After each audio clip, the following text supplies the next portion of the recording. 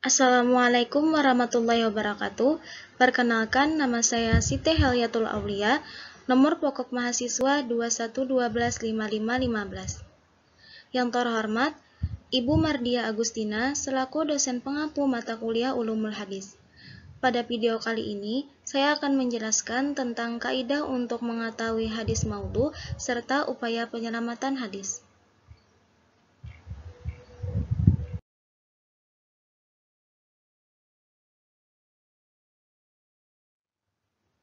Para ulama membuat kaidah-kaidah yang membuat dasar dalam menetapkan hadis maudhu. Kemudian, para ulama telah menetapkan ciri-ciri yang harus diperhatikan agar dapat membedakan yang mana hadis maudhu dan yang mana bukan maudhu. Ciri-cirinya sebagai berikut. A. Terdapat pada sanad. Yang pertama, pengakuan dari pembuat hadis maudhu. Salah satunya ialah Maisarah ibnu Abi Rabi al-Farisi. Beliau mengaku bahwa telah membuat hadis maudhu tentang keutamaan Al-Quran, dan beliau juga mengaku telah memaudhukan 70 hadis tentang keutamaan Sayyidina Ali bin Abi Thalib. 2. Adanya tanda menunjukkan kebohongan, seperti pengakuan seorang rawi bahwa ia telah meriwayatkan dari seorang syekh, tapi ternyata perawi belum pernah bertemu secara langsung dengan syekh tersebut. 3. Meriwayatkan hadis sendiri.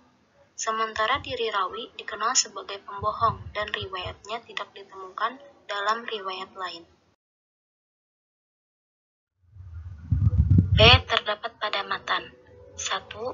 Redaksi hadis yang buruk dan isinya tidak beraturan, karena Nabi Muhammad SAW adalah yang fasih dalam berbahasa.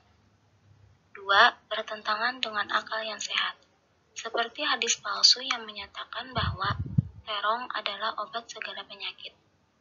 3. Bertentangan dengan ajaran pokok Al-Quran atau hadis yang lebih kuat. 4.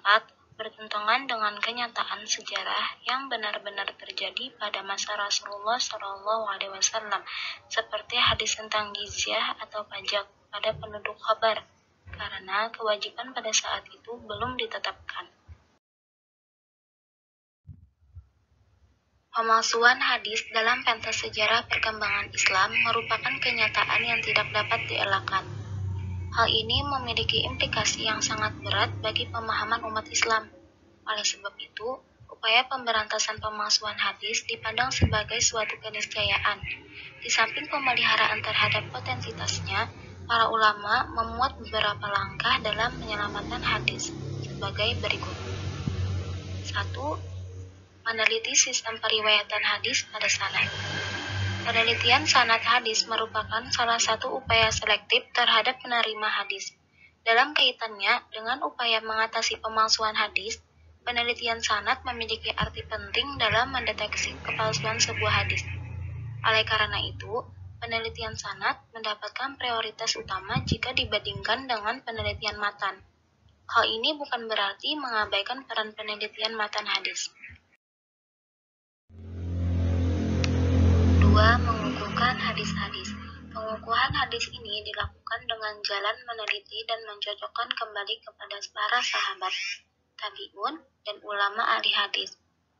Pengukuhan hadis sebagai salah satu aktivitas mengatasi persoalan pemalsuan hadis menggambarkan adanya upaya melestarikan tradisi intelektual. 3. Meneliti rawi hadis dalam menetapkan status kejujurannya. Di samping penelitian terhadap sanad hadis, penelitian terhadap perawi hadis dipandang juga sebagai salah satu upaya selektif dalam mencari kesehatan hadis dan membedakan dengan hadis palsu. Ulama hadis sebagaimana dikemukakan M. Syuhudi Ismail berpendapat bahwa ada dua hal yang harus diteliti pada diri pribadi riwayat hadis. Kedua hal tersebut ialah keadilan dan kedabitannya.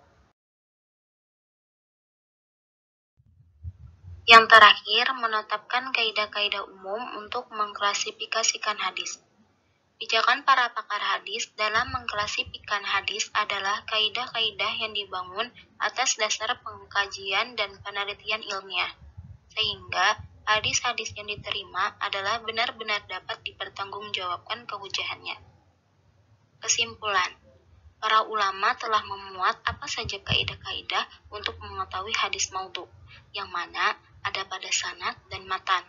Tanda pada sanad salah satunya contohnya ialah rawinya seorang pendusta. Sedangkan pada matan, antara lain jika isi ajarannya tidak sesuai dengan ajaran pokok Al-Quran, sunnah yang kuat, fakta sejarah, dan ilmu pengetahuan yang telah pasti. Hadis maudhu telah menimbulkan dampak buruk bagi umat Islam dan manusia umumnya. Oleh karena itu, hadis maudhu harus dihilangkan dan para ulama telah melakukan upaya-upaya untuk memberantas peredaran hadis maudhu.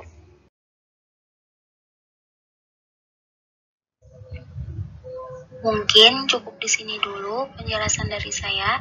Salah hilap mohon dimaafkan. Wassalamualaikum warahmatullahi wabarakatuh.